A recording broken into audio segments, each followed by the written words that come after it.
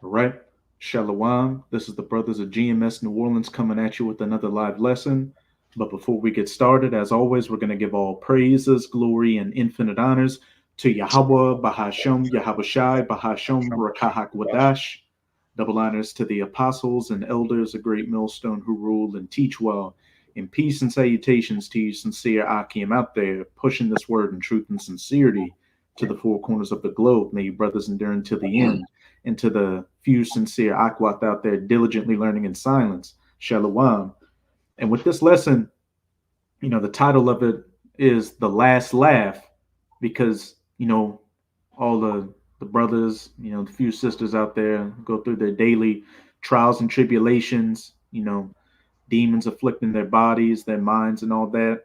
But that's ultimately us getting, purged of our spiritual and physical ailments right now, and just getting ourselves mentally prepared for Jacob's trouble to come.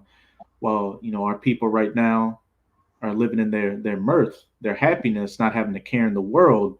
Which what very quickly there's going to be that role reversal where we're going to be the ones laughing, and they're going to be the ones in that state of lamentation and mourning when all these troubles of Jacob's trouble are covering them like a garment. They're covered in that horror, as it says in Ezekiel. And the inspiration for this lesson, came from Apostle Gabar's lesson that he did. It was something along the lines of, yeah, things look shit right now, but hey, we have the truth. And he was profiling a guy that looked like a Jake, talking about how he had no hope in the world. He has no friends. He doesn't like people. People just treat him like shit. And he's talking about how life's never going to get better, and this is all it is. But then Apostle Gabar did a response saying, hey, we have those thoughts that, hey, people have this current system under Esau Edom shit, but we have that hope. We have that expectation that this current system's going to end, and that new system, the kingdom of heaven, of eternal righteousness, is going to be established and go on. And all this, and there's going to be the wiping away of tears, no more lamenting or anything like that. But right now, we got to go through it. But very shortly, there's going to be that change where we're going to be the ones laughing, while these are people out here who didn't take heed to this word. And these heathens in general, they're going to go through it. They're going to be the ones mourning and lamenting. But we're going to start it off with Luke chapter 6, verse 25. And it's the red letter, so it's Yahushua speaking. God, just saying Luke chapter 6, verse 25, it says, woe unto you that are full, for ye shall hunger. Woe unto you that laugh now, for ye shall mourn and weep. Khan. And again, for the majority of our people out here, and these other heathens right now, they're, even though the situation is deteriorating on all levels in America, they've still got that proud mindset that it's just a little lull in things. In the long run, things are going to get better. So they're getting ready to spend all their money during the holiday season to try to get that spirit, so to speak, and hope for the best. But with the situation we're in, with World War III on the horizon, economic collapses and all that, they're about to go from being full to hungry, and go from laughing to mourning, while we're going to have that reversal where we're going to be the ones laughing, and which we're going to get it later, as it says in Isaiah 65, my servant shall eat. When the times get tough, that's when Yahweh Hashem Yahweh Shai is going to set up that standard for his elect and bring to pass everything we've been prophesying, protecting us during Jacob's trouble, and ultimately salvation in the kingdom of heaven, which is definitely something to be in a cheerful spirit about. Again, while things are shit right now, we have that expectation that it's going to get better, and that this isn't the end all be all. But now we can go to that Ecclesiastes chapter 7 and start at verse 2 and read to verse 4, Baba Gasha. God, this is Ecclesiastes chapter 7, verse 2. I got a precept to back you up with this too. Con. It says, it is better to go into the house of mourning than to go to the house of feasting. Keep going. Go ahead. Oh, you can finish it off. Con.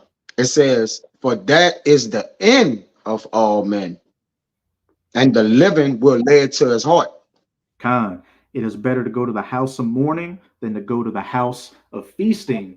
Because when you're in that house of feasting, you're given into the pleasures and the lusts of the flesh, and you're worldly, you're carnal, you're hoping on this system to continue. You're trying to keep those thoughts of this system going away far from your mind. But when you're in the house of mourning, having this knowledge, wisdom, and understanding, you're tempering your expectations, expecting, troubles to come our way, situations with the job, with the car, with your family members, your loved one, your children. But that these situations we're going through right now are just building up our spirits, toughening us up. So when things really get bad, hey, the only thing we've got to look forward to is going forward and not going back to our problems. Because as brothers always say, once Jacob's trouble hits, and that all that stuff comes down the line, all these issues that seem big right now are going to be a thing of the past. Paying rent, having to go to the job, all that is going to be, even though we're relying on Yahweh Bahashem, Yahweh Shai right now, especially then, we're going to be especially relying on Yahweh Bahashem, Yahweh Shai, and fully, engulfed in that knowledge, wisdom, and understanding, and that expectation that he's going to have our back in that day. But you said you had a precept on? Khan, hey, when you go, like you mentioned about, the Apostle Gabar did the lesson about the man was sorrowful, which, in the next verse is going to say, I'm going to read the next verse, and the precept that I got going to being sorry.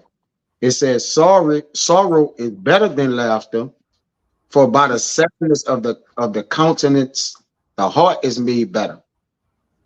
Khan, a sorrow is better than laughter, for by the sadness of the countenance, the heart or the mind is made better. Because what? In order to build yourself up, and that goes with anything in life, if you want to get a so-called promotion, when it comes to working out, the process to get to your goal is what? It's full of pain and sorrow and hard work. It's building yourself up. It's building up your endurance mentally and physically, which is exactly, what these situations we're going through right now are doing. So what? We can ultimately have that laughter, that earnest expectation once things really get bad out here. We didn't spend this time of liberty, being in that mirthful spirit, being in that carnal spirit, just enjoying pleasures here and there, and becoming like a drug addict with it, getting addicted to those pleasures. So when they're taken away, those withdrawals are just hard like that, and you don't know what to do. You're willing to take any solution that comes your way to get back to that sense of pleasure. Yeah, they had this. I had looked up the word sorrow on it online at the mileage, and what jumped out to me, it says to be sick, which they got different ones: grief, regret, trouble, wisdom of Solomon, wonder, need, and much wisdom is much grief. All right, but though we grieved and distressed, we not killed. All right, we persecuted and different things. We not dead. We have hope. We have a lively hope. And once you really much don't have hope, it says the hope of the righteous is salvation, but the hope of the wicked is only wrath. So like the guy that you said was like, man, I don't have any friends, the want and the cares of this world has pretty much made him sick and sorrowful. All right, but we have a healer that's coming with healing in his wings. So being sorry is really what you need to be in order to receive Yahweh Shai, man. He made us sick so he could heal us. It says to worry, to be sick. All right, so it's two different worries we have. All right, give pain, anxiety, pain. But this is the verse that I had. It says Sirach, Salaki, brother. Let me get the right one. Oh yeah, Sirach 38. See what I wanted to start at. My bad, Salaki. That's all good. 18. I'm gonna start at 18. It says, I'm gonna start at 17. It says, we bitterly and make great mourn and use lamentation, and he is worthy. And that a day or two least thou be evil spoken of, and then comfort thyself for thy heaviness. For of heaviness cometh death, and the heaviness of the heart breaketh strength. But we have a different type of heaviness. The heaviness of our heart make us stronger, because even when we're afflicted, like you say, we still have the word, we have this truth, we have treasures in earthen vessels. Okay, so as it allow us to prevail. And really, if something break you, if something hinder you, but it also makes you prevail, it's really to prevail in it. It ain't really what hindering you. It says, in affliction also sorrow remaineth, and the life of the poor is the curse of the heart, which we once had that curse of the heart. All right, now we blessed at the heart, because why? Yahweh shall have supped with us, man. All right, he have caused us to increase. All right, and find a medicine which helps our heart. It If I says, could say real quick, you got one it, word that keeps coming up is bitter. bitter. Bitter. And what are the herbs? They're bitter. You know, they're bitter when you take them, but then they're what actually heals you. The more bitter something is, the more it heals you, because you can fit, because it's actually working within your body and killing those ailments. But when you are constantly tasting sweet things, you know, so to speak, you just get worse out here. And it's no different with this truth. We take the bitter spiritual herbs of this knowledge, wisdom, and understanding, and it's healing us spiritually. It's bringing us to where we need to be. While these people out here are taking the sweet things, the soft things, as it says in Isaiah chapter 30, and what it's making them wax worse and worse, bringing them further into that house of feasting and laughter, which, as it said back in Ecclesiastes chapter 7, is the end of all men. Yeah, Real fast. this the last verse. It says, Sirach 38 and 20, take no heaviness to heart, drive it away, and remember the last end. You got it right. Kind. And hey, while we do go through heaviness, like you were saying, it's a different type of heaviness. We don't take it to heart as the end all be all, because we know what our earnest expectation is if we endure. We know that everything's written in stone, that hey, we must go through these things, but what, there's a light at the end of the tunnel, as it says in Ecclesiastes chapter 7, that narrow path that only one man can go at a time, with the fire and the water at the left and the right hand. You have to go through that narrow path with much danger set before you can get into that broad field with that great city set upon it, the kingdom of heaven. But Yeah, quick one. I think the elder had one though. Yeah, this is Revelation 10 and 9. It says, and I went unto the angel and said unto him, give me the little book. And he said unto me, take it, eat it up, and it shall make thy belly bitter, but it shall be in thy mouth sweet as honey. And I took the little book out of the angel's hand, and ate it up, and it was in my mouth sweet as honey. And as soon as I have eaten it, my belly was bitter. hey, when you digested it, you know, spiritually, because we know your stomach can be symbolic for your spirit. When we heard that we were Israelites and that the kingdom was coming to us and that our enemies would be under our feet, it was sweet. It was sweet medicine. You know, we were sick, and we heard that we had to take these things to be healed. But once we digested those things, you digest those bitter herbs, then what becomes hard in your belly becomes bitter in your belly, because that comes with that expectation of actually having to go through that suffering and, knowing the truth, and then, just going through it and enduring. And then, hey, the wait, there's some saying out there, is like, the wait is the hardest part. We wait and we're constantly, hoping that the next day is the time when all hell breaks loose. But, that's building that endurance, that patience, being in that house of mourning, tempering our spirit. And just another thing, I'm gonna pose a question to you, brothers. Is what when we have the time of the Passat and we take the harsh radishes and bitter herbs, what that's supposed to represent? Bitterness of the truth. Bitterness. Captivity.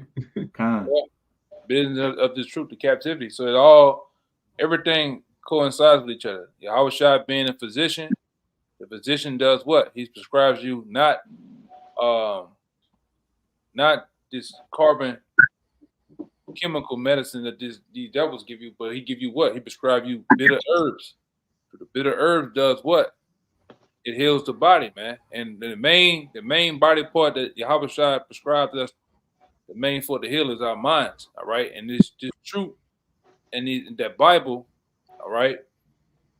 All those things are coincide as medicine to heal us, all right? Because we were sick. We was beyond sick, man. The scripture tell you, that we were so sick, it was like putrefying sores. We was jacked up from head to toe, man.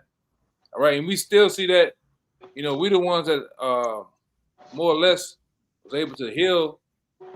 And when we look aside to us, to the left and right of us, we see 2/3 of our people, what? They still sick in the head, man. All right? Not knowing their power and so on and so forth. But go ahead, Kind. Right on time. Just real quick, this letter to Hebrews, chapter 2, verse 10. For it became him, Yahushua, for whom are all things, and by whom are all things, in bringing many sons unto glory, to make the captain of their salvation perfect through sufferings. So our salvation is made perfect through sufferings. So if you're not suffering, you're not being made perfect. You really in the world, you enjoying your life, which is bugged out. Okay, because we don't have a life in this world. We're at the bottom of society. We don't have any power. So if you're enjoying that means you enjoying slavery. You're supposed to be, oppression make a wise man mad. You got it, huh? Hey, that's the spirit, because the next precept I wanted to go into is that Hebrews chapter 12, showing that, hey, when you get chastened by the Lord, that means he's dealing with you as with sons. And I believe the brother from GMS Virgin Island Straight Gate put a part of it on the comment board in Shalom Akim Yehovah Shem Yashai Barakathon on the comment board. And that's an indicator to know that we're still in the fight, that we're going through it, that Yahweh Bahashem, Yahweh Shai dealing with us when trials and tribulations going our way, when things, in the world don't go our way. Yeah, it gets to you sometimes when you see, people that are just complete degenerates out here seem like they're getting away with everything. But hey, we're coming to that time where, again, there's going to be that role reversal where those that are full and laughing now are going to be empty and starving and crying later, while we're going to be the ones, full, first and foremost, full spiritually and happy spiritually. And then the Most High is going to set up our physical needs as well during Jacob's trouble. But again, we know that by going through, our ailments and our different things in our daily life, that means that the Most High is still dealing with us. And as the Apostle Paul said in 2 Corinthians, hey, he glorifies in his ailments, because what the Most High is made strong, through weakness. That shows the power of the Most High, that we can go through all these things and take them and still make it through the other end, ultimately see salvation. But with that Hebrews chapter 12, you can start at verse 5. Shouldn't read all the way down to 11. And if any brothers have any precepts in between, y'all can bring them out. God. This Hebrews 12, verse 5, it says, and ye have forgotten the exhortation which speaketh unto you as unto children. My son, despise not thou the chastening of Yahweh Ba'ashem Yahweh Shai, nor faint when thou art rebuked of him. A point blank period. And ye have forgotten the exhortation which speaketh unto you as unto children. What's it saying, Sirach chapter 2? My son, when thou comest to serve the Lord, prepare thy soul for temptation. And when we signed our name on the dotted line, so to speak, and we knew everything that comes with it, the trials, the tribulations, the persecution, possibly even death for some of us out here. But when enduring all that, and you make it out on the other end, my son, despise not thou the chastening of the Lord, nor faint when thou art rebuked of him. Because as what brothers have been going into with their precepts, with the sorrow and the bitterness, that's actually what's building us up, making us stronger, making us rely less on this world and more on Yahweh Bahashem, Yahweh Shai as the end all be all, as what's going to get us through our dark times right now, and especially the dark times that seem like there's going to be no way out during Jacob's trouble for these people out here that are spending this time, just catering to their lusts and their pleasures and their lasciviousness. God. Verse 6, it says, for whom the Lord loveth, he chasteneth, and scourgeth every son whom he receiveth. And hey, that's a big motivator right now. Going through it and continuing to go through it just goes to show what? That Yahweh Bahashem, Yahweh Shai loves you loves you enough to be as a father that chastens his son for the better. Because as it's also going to go into, if you're not getting chastened by the Lord, then what, you're a bastard. You're fatherless out here. You got it, Kaya. I got you one. Okay. Isaiah 38 and I'll start at 17. Well, 17 the point. It says, behold, for peace I had great bitterness, which again, peace and bitterness they contrast to each other. They're contrary. All right, they're one on the other. So how can one give you the other or the other give you the one? It said, for behold, for peace I had great bitterness, but thou hast in love to my soul delivered it from the pit of corruption. For thou hast cast all my sins behind thy back. You got it. Khan. Reread it again, Baba Kasha.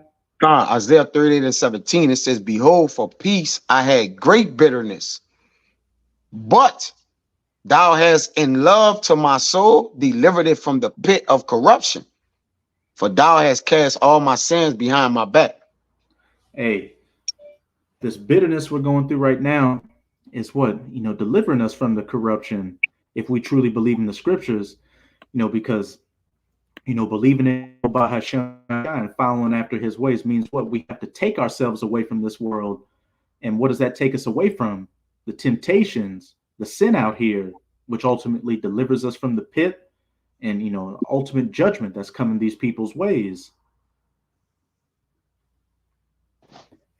You want to go back in that the Hebrews 12? Khan. That was it, Kaya? That's it. Khan. And that's another part of it, just enduring, just enduring and staying true to the word and not giving in.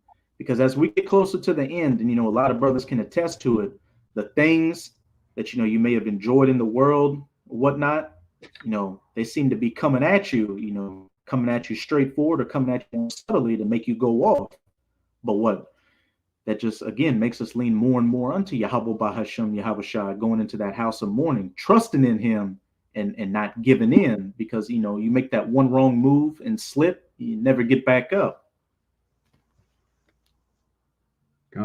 This verse 7, it says, if ye endure chastening, the Most High dealeth with you as with sons. For what son is he whom the Father chasteneth not? Hey, if you endure chastening, the Most High dealeth with you as with sons. If you keep enduring, if you keep taking that chastisement, not as something to destroy you, or not as something that's a waste of time, but you understand what it's for, to make you better, then the Most High is dealing with you as a son, and is going to continue to deal with you as a son.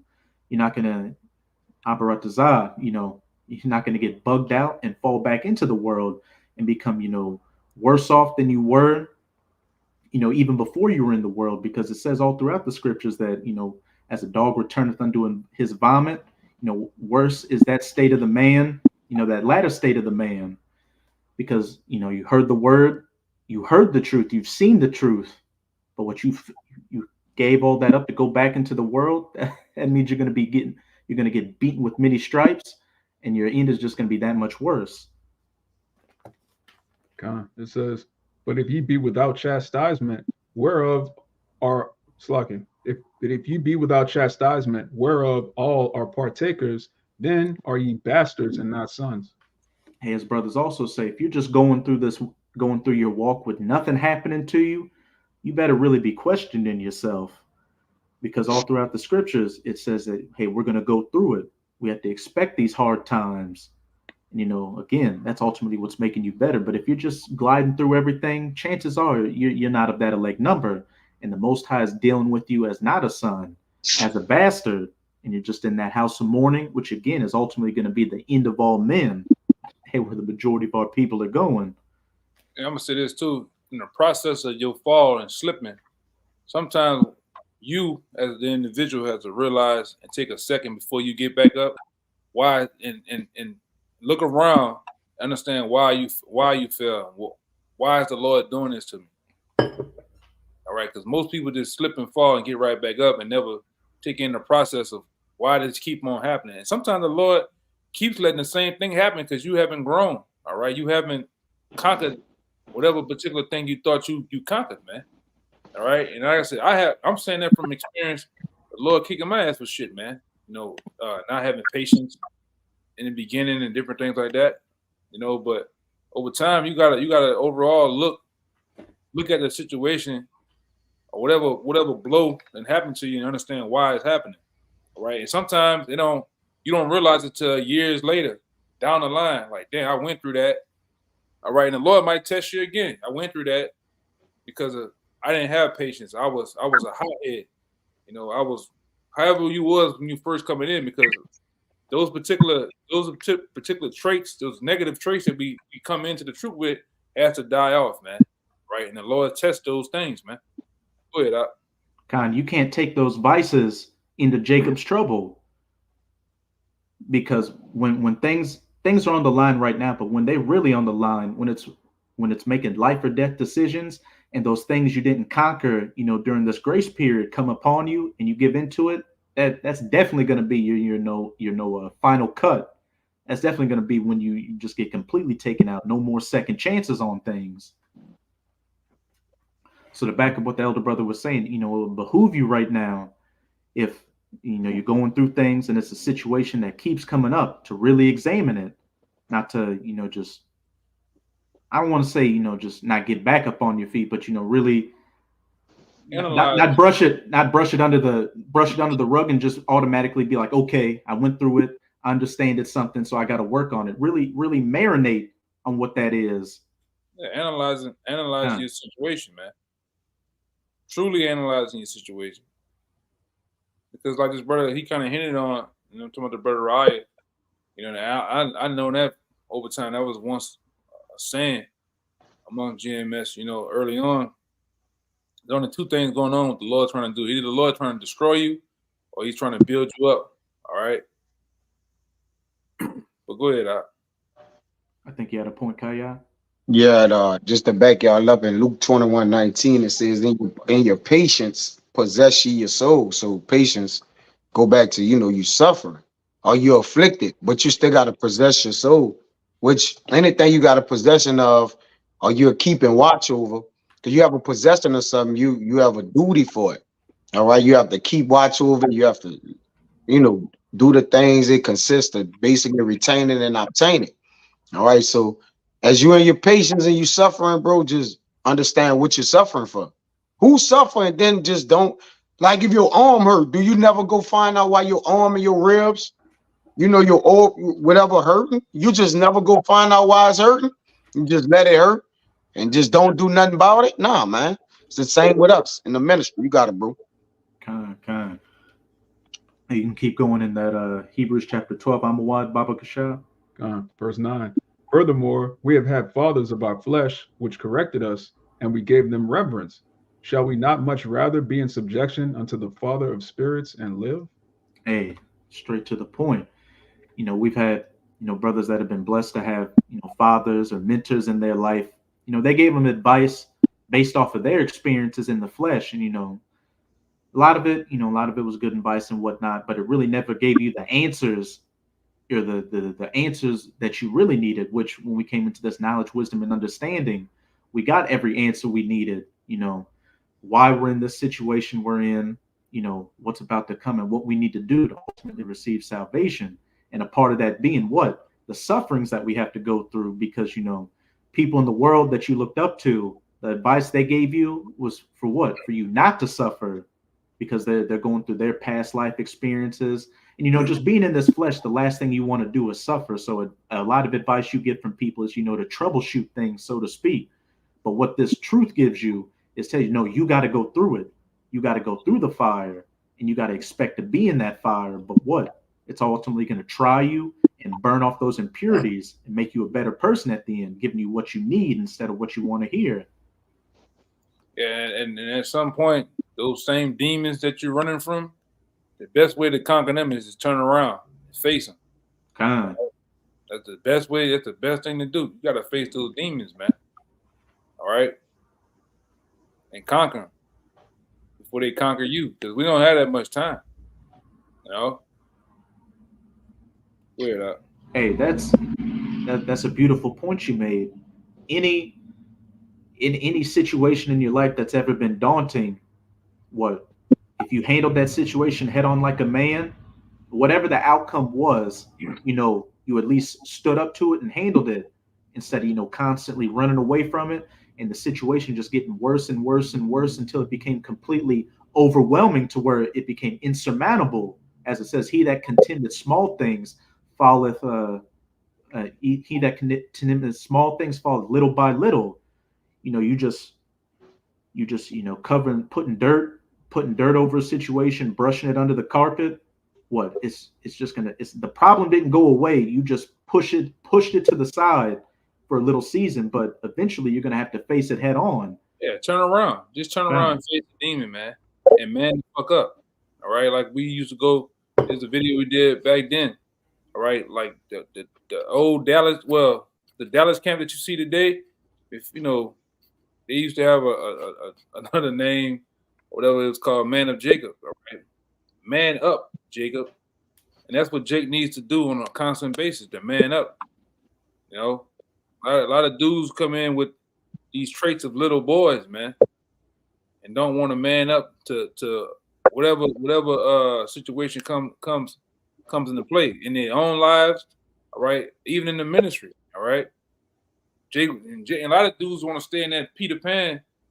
Some of them got that Peter Pan syndrome, man. You want to, live in that little boy world, man. Don't never want to grow up. You gotta grow up, man. The scripture tell you, when I became a man, I put away childish things. You gotta really set yourself on a different level. All right. It's more than just cussing the white man out, as the apostles always say.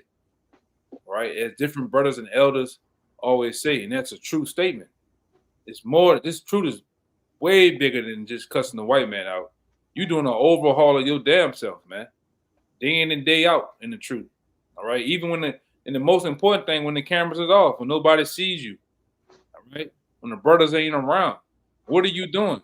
What is your mindset? What is your daily conversation with a brother or just an average person in the world? How you are processing the day-to-day of you. All right, but go ahead. Hey, that's where it really counts, when nobody's looking, because when you're on the camera and when you're around brothers, when you're around a bunch of righteous men, it's so-called easy for you to be righteous and you don't want to slip up. But when you're in your daily life dealing with these defiled people out here, that's where it really counts. How are you going to conduct yourself in your day-to-day lives? And again, this whole society taught us to be everything opposite of what a man is and what a man's supposed to be. Opposite of, responsibility, putting things on other people and, just, sitting on your ass, so to speak. But this truth really makes you reflect and look at yourself in the mirror. You have to, this truth really makes you do some soul searching.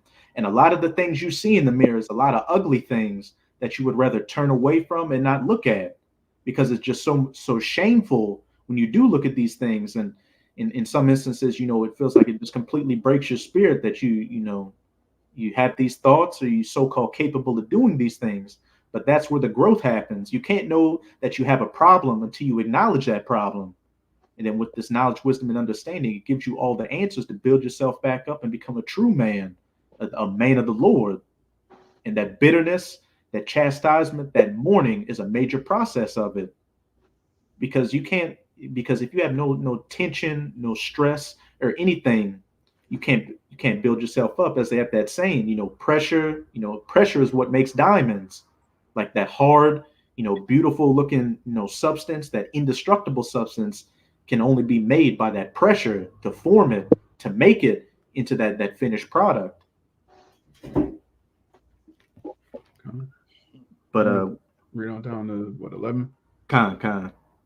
On this verse 10, it says, "For they verily for a few days chastened us after their own pleasure," talking about our earthly fathers, "but he for our profit, that we might be partakers of his holiness." A point blank period.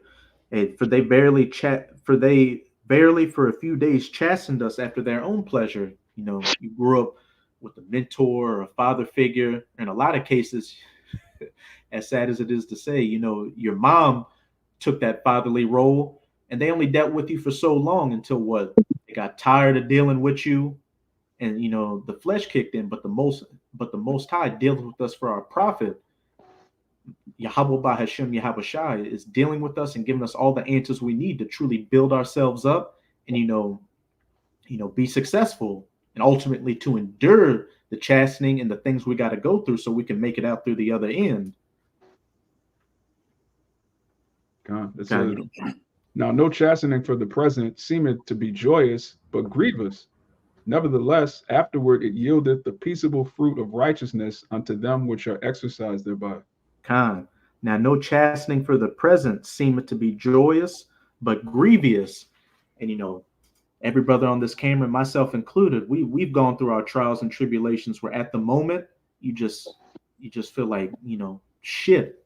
You feel down, and sometimes you feel like you can never get through that situation. But when you sit back and reflect and lean on to Yahweh by Hashem Yahweh Shai, and the brothers for answers, and you take the advice that they actually give you, when you're further down the line and go through situations, those previous situations you went through and had to be chastised for, but you built yourself up from them through the knowledge, wisdom, and understanding, you're able to handle them and actually see, look, now I know how to handle this situation or answer this question, because it was something weak that was in me, but in the past having to go through that grievous part, now I'm receiving the peaceable fruits of it. I'm a much better person overall for that stern, rebuke or chastisement that you had to go through. But I think you had something you wanted to say, Kaya? Con, I got a precept for you. Con. There's Psalm 66 and 10. I'm gonna read it 12. It says, "For thou, O power, has proved us. Thou hast tried us, as silver is tried. Thou boarded us into the net. Thou laidest affliction upon our loins." You could break it down if you want. Hey, what does it say at the beginning? Thou hast tried us as what does it say? Gold and silver is tried. I'm gonna read it again. Psalm 66 and 10. It says, "For thou, O power, has proved us. Thou hast tried us as silver is tried."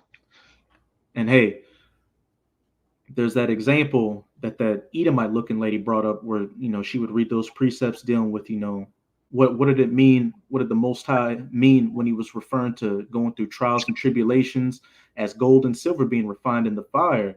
And she actually talked to like a goldsmith about it. And he said, when you take that hard, rough lump and, put it through that purging process in the fire and form it, it eventually shines to where you see your reflection in it. So if I could just say, that's the process we're going through right now. That fire of Yahweh by Hashem Yahweh Shai to be turned into that rough, coarse, base lump of metal to be refined into that pure, clear gold and silver to where the reflection of Yahweh by Hashem Yahweh Shai can be seen in us. Hey, if you take the example of a rapper, like guys that made it, all they talk about is the pain and the struggle they went through. That's what they albums be about. Oh, it's like, bro, you ain't going through that no more. So why you're rapping and talking about that? Because that's what made them got them to the point that they got to. That's why when we in the kingdom, right? We gonna talk about what the things that we endured, all right, and that we sacrifice and suffice for. We gonna talk about that. All right. Now we're gonna be doing kingdom-like things and being positioned as kings and gods. All right, but the Lord gonna allow us to remember, because even in our walk right now, he tell us, according to Jeremiah 6 and 16, to look back. What are we looking back for? All right, like, why look to the path of our fathers so we can know what to do when situations arise? All right, because we're about to get tempted and tried, all right, and brought through that fire. So same like it says here in Psalm 66 and 10, it says 11, "Thou broughtest us into the net," right? The Lord brought us and put us in the net, the trap, or the snare. "Thou laidest affliction upon our lungs." You can speak, right? Hey, the Most High didn't, give us a detour away from the danger. The Most High brought us straight through it to what? Refine us for, to try us and prepare us for these things, right now, and especially during Jacob's trouble, so we would have the answers and the mental, acuity, clarity, spiritual clarity to get through it. Yeah. Hey, go ahead. So Oh, no, you got it. yeah, Jake. That's only Jake only reminisce on the past because that's what made his future, man. All right, that's what prepared his future, and that's why Jake talk about that shit all the time, man. What do you got $2 billion? You talking about, when you was doing this and doing that? What are you talking about, man? It should be about what you're about to do and accomplish, man. All right, but Yeah, it they says, got that saying. They got that yep, saying. The journey is more important than the destination, yeah, because you appreciate the destination more because of the journey you went through. We're gonna appreciate the kingdom on a whole nother level, because once we're in rulership and righteousness, we've seen what it's been to be at the bottom, to be looked at as less than nothing, to see what a wicked kingdom, wicked ways that we have no control over, leads to. And I mean, that's what's going to make us the perfect judges. And those gods, knowing good and evil, we couldn't know both sides of the coin unless we had that fall, unless we had these trials that we went through. and that's why the Lord made us walk the straight gate. He made us walk through the only wealthy way that was to get to the kingdom of heaven. He like, look, if you want to be wealthy, this the only way you could go. It's gonna be fire and water, but he made us walk that straight and narrow, like that position of difficulty. All right. In order to make things easy, you gotta weather the difficulty, man. All right, that's just what it is. It says 66:12. Thou hast caused men to ride over our heads.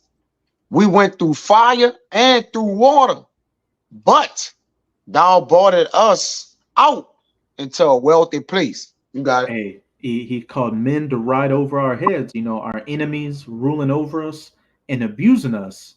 But what? Definitely abusing and ruling over us, and taking away everything from us, taking away our confidence, taking away the true idea of masculinity, taking away our women, every single thing. But what the Most High brought us, by giving us this knowledge, wisdom, and understanding, brought us through that narrow path and gave us the wherewithal to do so and the tools to do so, to what? We could make it into that broad field, to make it out on the other end, tried and refined, and those perfect rulers in the kingdom of heaven. That was it on that. Yeah, that was it. Kind of. Did any brothers have any other precepts? Because if not, we can go to. Let me see. We can go to that's Sirach chapter 2. You can start at verse 1, and let's see. Shit. Read down to verse 7. I was looking for some ways to shortcut it, but see, wow. Book of Sirach chapter 2, starting at the top. My son, if thou come to serve the Lord, prepare thy soul for temptation. Keep going. Set thy heart aright and constantly endure, and make not haste in the time of trouble. Again, as the elder brother brought out earlier, when this truth came into our mouth, it was sweet as honey. We found out our identity. We found out we would rule over our enemies and, finally be at peace. But once it got into our belly, it got bitter. The temptation came, having to actually walk the path of Yahweh Bahashem, Yahweh Shai, and, avoid all the pitfalls that came our way. And as it says, set thy heart aright and constantly endure, and make not haste in time of trouble. Not lean unto your own understanding, but when you get into a situation, actually apply these scriptures that you've been learning. It should start to get to the point to where any situation you get into, scripture should just be coming to your head on how to navigate through it. You don't lean unto your own thoughts, your own lusts, and give into it. You got to start tempering that flesh. You really, because it is hard out here, trust me. But you just got to temper, your emotions and your desires, and just strictly lean on Yahweh Bahashem, Yahweh Shai, this knowledge, wisdom, and understanding that's been given to us. It says, whatsoever is brought upon thee, take cheerfully. So like in verse 3, cleave unto him and depart not away, that thou mayest be increased at thy last end. Hey, back in that Hebrews chapter 12, now no chastisement at the present, it seems grievous and not pleasurable, but at the end, it ultimately gives those fruits of peace, those fruits of righteousness, that latter end, making it through Jacob's trouble, getting beamed up on the chariots, and ultimately being that first fruits, the elect in the kingdom of heaven. Yeah, children don't like being spanked. They don't like punishments. But then as an adult, you look back like, man, I'm glad I didn't grow up to be a damn degenerate. You see what happens when children aren't chastised. They just become monsters, man. Exactly. Hey, that's a beautiful point. Growing up, you see the kids that their parents, you think, oh, because my parents are getting on me, they want me to do my homework, have like a certain curfew to get in, or even get a job when you're in high school, that, man, I'm wasting my time. I should be out enjoying my youth. While you got those friends that their parents are never around, they can come and go as they please and all that shit. But as the brother Amawad was saying, once you're actually an adult, with responsibilities, and you look back at them, what are they more often than not? In jail, they're a drug addict. They're just a fucking loser out here. Yeah. Because their parents spared the rod. Mm-hmm. It says, whatsoever is brought upon thee, take cheerfully, and be patient when thou art changed to a low estate. Kind of Baba Kasha, to back that up, could somebody give me 2 Corinthians chapter 12, verses, you can start at verse 8 and read to verse 10, Baba Kasha, because I wanted to back up that point where it said, whatsoever is brought upon thee, take cheerfully. Because again, we know that if the Most High is dealing with us, hey, that comes with that chastisement, and it shows we're getting dealt with as sons. And when you actually analyze, the things you're going through, you can see that first you believe that it's for my betterment in my walk and in my life.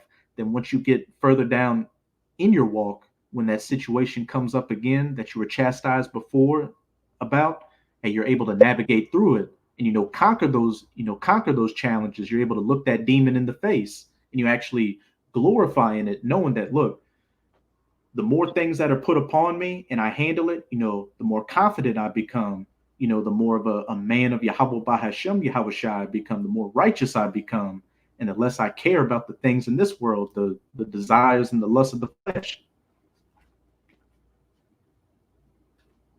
But you got it, Khan. Mm-hmm. This 2 Corinthians 12, verse 8. It says, for this thing I besought the Lord thrice, that it might depart from me. And this is the Apostle Paul talking, because it said the Most High put a thorn in his flesh in the verse up. And we've got our physical and our mental and our spiritual elements that we go through. And we pray and fast to Yahweh Bahashem Yahushai for him to take them off. But sometimes the Most High will leave them on you to what? Build you up, to see how you're going to handle it. And you need to go through those things for a season to build up your fortitude for them. Keep going on. Done. 8 and thrice or 3. But to understand that spiritually, that usually means understanding. All right. So even when Paul, did this thing, he did it 3 times. The Lord made him understand what he's about to do to him. All right. It says, and he said, just like you have the account where Samuel, I believe the Lord called Samuel 3 times? I don't know off the top of my head. Yeah, it was Samuel. I think it was Samuel. Yeah, I know it was Samuel. And his father told him the 3rd time when he called you, that's the Lord. He thought his father was calling. It says 2 Corinthians 12 and 9. And he said unto me, my grace is sufficient for thee, for my strength is made perfect in weakness. Hey, Khan. And he said unto me, my grace is sufficient for thee. Hey, just believing, in the process, believing in the words that I've given you, that's sufficient enough for you. For my strength is made perfect in weakness.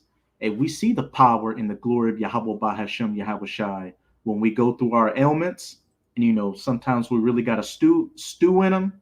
But what? When we rely on Yahweh by Hashem, Yahweh Shai, he gets us through it. And we're a better person for it once we come out the other end. I got it right here that I mentioned. This is in 1 Samuel 3 when Eli, it says 1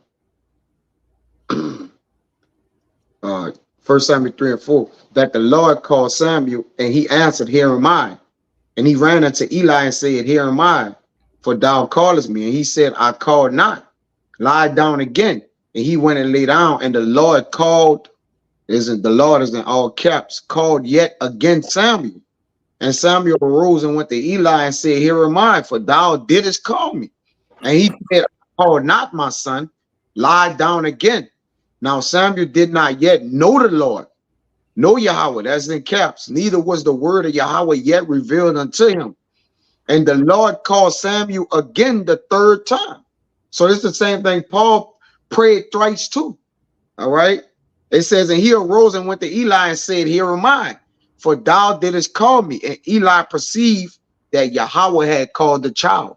So the third, most of the time spiritually, you can, it's synonymous with understanding, man. All right. But you got it, brother. Oh, kind.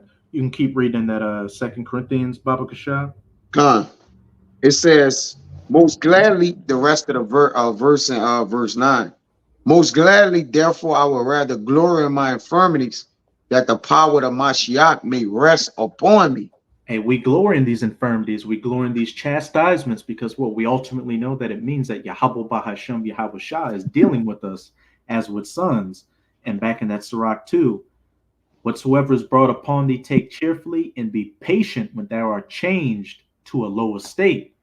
Because we know if we endure those things, we're going to come out on the other end better for it, more built up. We've conquered what we thought before was an insurmountable, issue with us. And then once you conquer that builds your confidence in Yahweh Bahashem, Yahweh Shai, that you can keep going.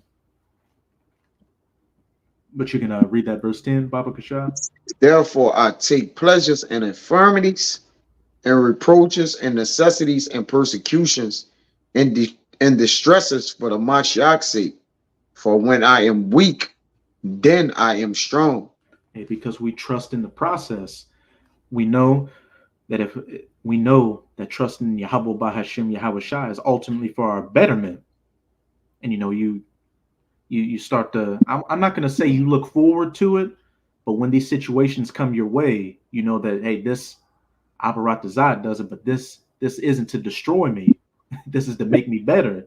I've seen what the Most High brought me through before the fire, and I made it through that. So this is just another challenge to build me up, to make me that much closer to Yahweh Bahashem, Yahweh Shai, make me that much more a purified piece of gold and silver that the Most High can see his reflection in, that sun that he loves and cares about.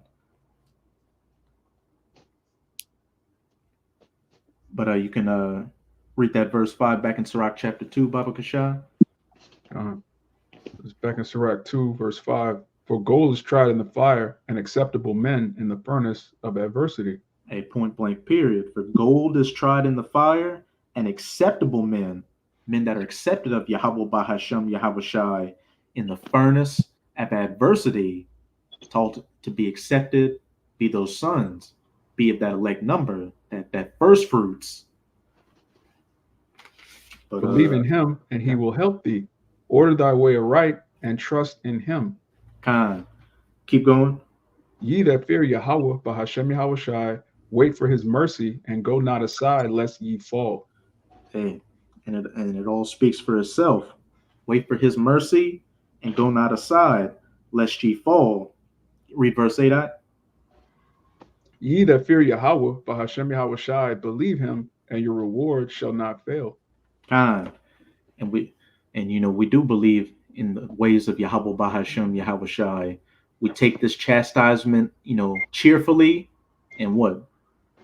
We know that we're supposed to go through it. The persecutions, the afflictions, everything we got to deal with. But at the end of the day, what comes up that, dominion, the kingdom, the reward being of that elect number. But let me see. Did any brothers have any precepts? Nah. Kind. Well, we can close it out in 2nd Esdras chapter 7, verses 6 to 9. 2nd Ezra 7. Kind.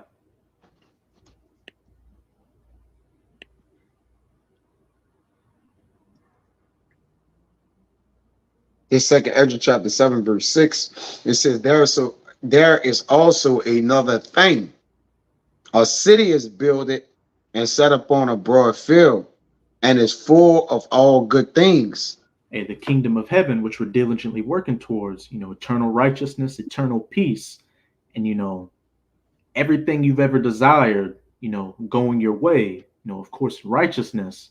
No more pain, no more crying, no more loss. All of that being a thing of the past. No more death, being an immortal. Keep going on. The entrance thereof is narrow, and is set in a dangerous place to fall, like as if there were a fire on the right hand, and on the left a deep water. Hey, the entrance thereof is narrow, with fire on the right hand and water on the left. Walking that straight and narrow path, being in that house of mourning, which, as we've been going into, it comes with a lot of stuff. Comes with bitterness and having to cut things off and not giving into the lusts and the pleasures, which is what the house of feasting is, which, as the brother Kaya always likes to say, the world is strong. For one man, one individual man, there's so many things coming your way, and especially when we've been deprived of so many things all our lives, it gets tempting, very tempting. But with that knowledge, wisdom, and understanding, we're able to stay on that narrow path going forward and not, falling off the path into that wide path of destruction where the majority of our people, these heathens are going. Hey, that's why we have good success and wisdom, man. Because a man having wisdom separated himself. Well, he intermeddled with wisdom, he separated himself. Hey, we stay out the way of the world, man. Brothers do less and less. Less is more in the world that we live in. All right. The less you're doing, the more better things are, the better results, man. We kind of stay out the world. We get what we use the world. We don't abuse it. We get out the way. We grab what we grab, and for the most part, our brothers need a routine, man. We can't just be fucking outside all times of the night. Brothers work and different things like that. But if you got any kind of wisdom in your head, man, hey, man, come on, bro. The world's strong. You can have all the wisdom in the world. You won't go take on the world. You just want to be a mighty warrior, a soldier for the Lord. Be like, I got this troop, man. I'm ready to go in the roughest hoods, the roughest areas. I'm ready to let them know this word, man. I'm going to put this word on them. All right? You're going to get molly-wop. Especially where I live, where all brothers live. We all live in fucking low areas, right? The rich sit in low places. But hey, at the end of the day, go your ass home. At the end of the day, we know that Esau done turned this whole damn planet into a trap house. So it don't even matter where the hell you at. Everywhere is dangerous. All right. Some more than others, but everywhere is dangerous, man. You gotta use wisdom. There's no need to be at the gas stations sitting there all day at the goddamn pump. All right, on your phone. In your car. Yeah. Yeah, there's no need to be riding around late at night for a booty call from Sexy Red, man. All right, you're going to get more than what you're looking for in a lot of ways. All right. Hey, Stop it, man. Go ahead. Dealing with people from your past, dealing from people with your past that were into the things that you were into, because what that just, brings those spirits around, brings that temptation around. It says in Proverbs, a wise man foreseeth the evil and hideth himself, but a fool, goes straight into it, lacketh wisdom and understanding, and just, gets destroyed for it. Hey, when you get wisdom, brother, your friends should be diminishing. In the Lord, brother. You shouldn't be increasing with friends. I mean that. When you serving the Lord, brother, your circle should be thinning out, brother. Almost to where, because the people that was around you, Everybody ain't serving the Lord, man. Like, what we doing? All right, your circle should be getting small. All right, that way the Lord minimize you to maximize you. He minimized the things you was heavily in, chiefly in, so he can maximize you in the ministry, man. All right, at the end of the day, man, that's that's the theme of this walk, of you walk. All right, we minimizing to maximize, man. All right, and this is it. This is verse 8. I think you had something, Amawad. I just wanted to say real quick, just to back you up, your circle becomes small. What does it do? It becomes narrow. You walk more and more on that straight and that narrow path, and it becomes that much more, tighter and tighter to where it's about to go into that only one man could go through at a time. But you got it, Amawad.